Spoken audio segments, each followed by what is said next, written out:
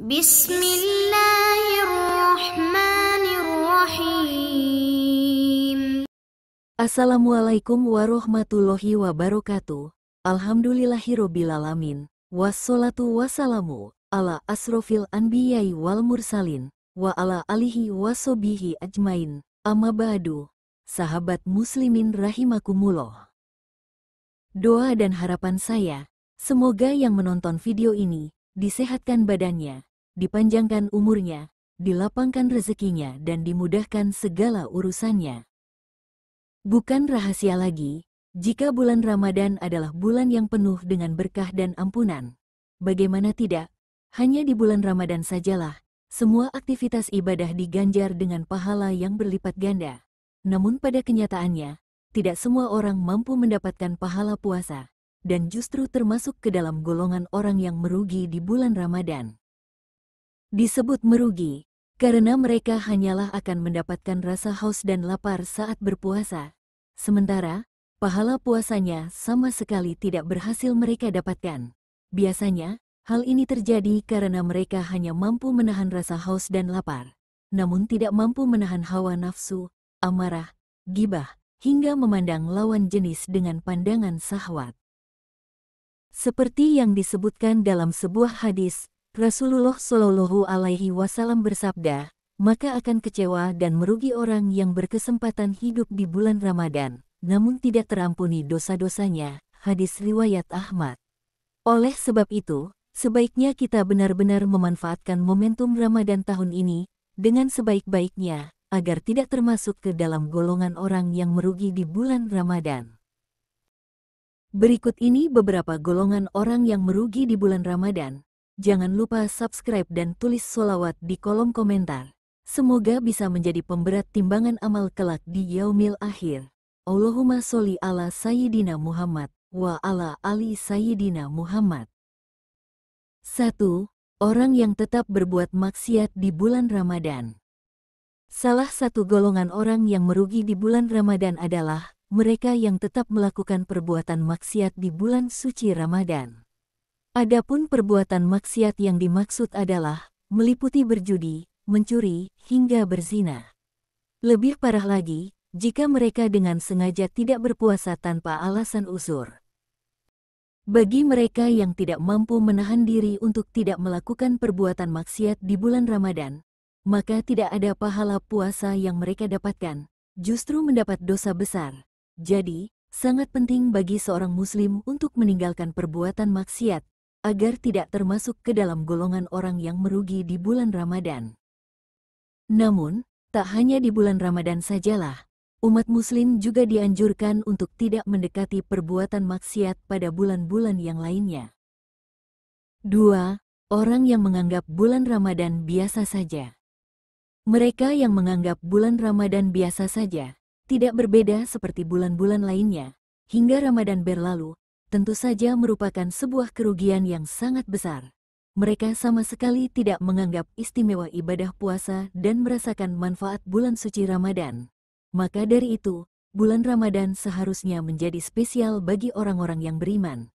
Jika diibaratkan harta, bulan Ramadan merupakan harta yang tidak ternilai jumlahnya. Inilah yang menyebabkan orang-orang yang beriman berlomba-lomba untuk mendapatkan berkah Ramadan dengan meningkatkan ibadah dan amalan soleh.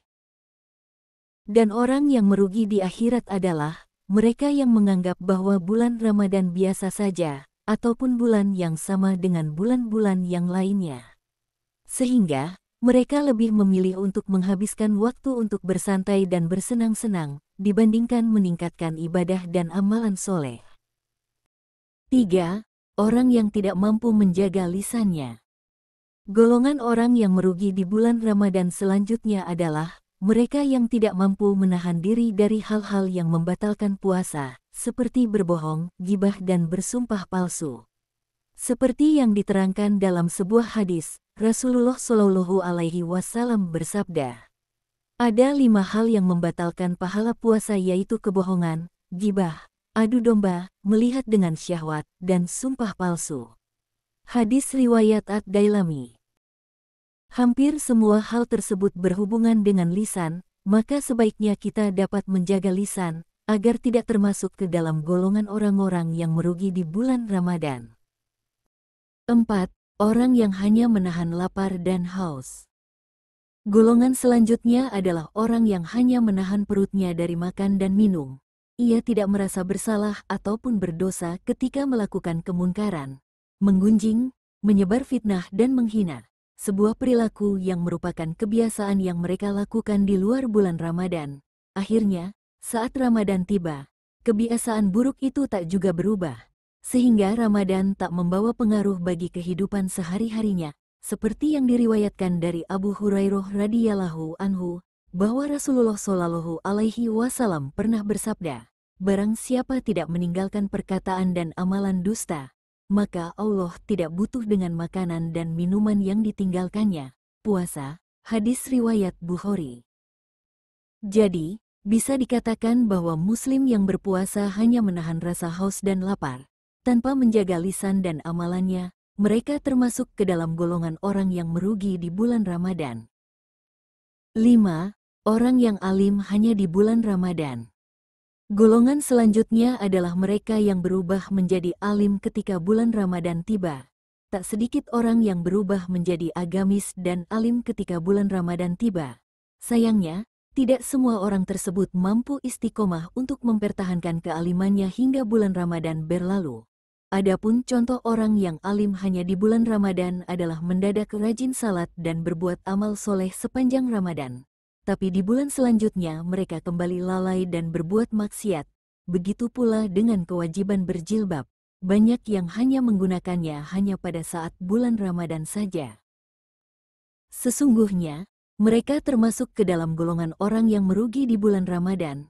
Oleh sebab itu, bahkan jika nanti bulan Ramadan telah berlalu, tetaplah untuk istiqomah dalam beribadah dan berbuat amal soleh. Dengan demikian, berkah dan pahala Ramadan bisa didapatkan dengan sempurna.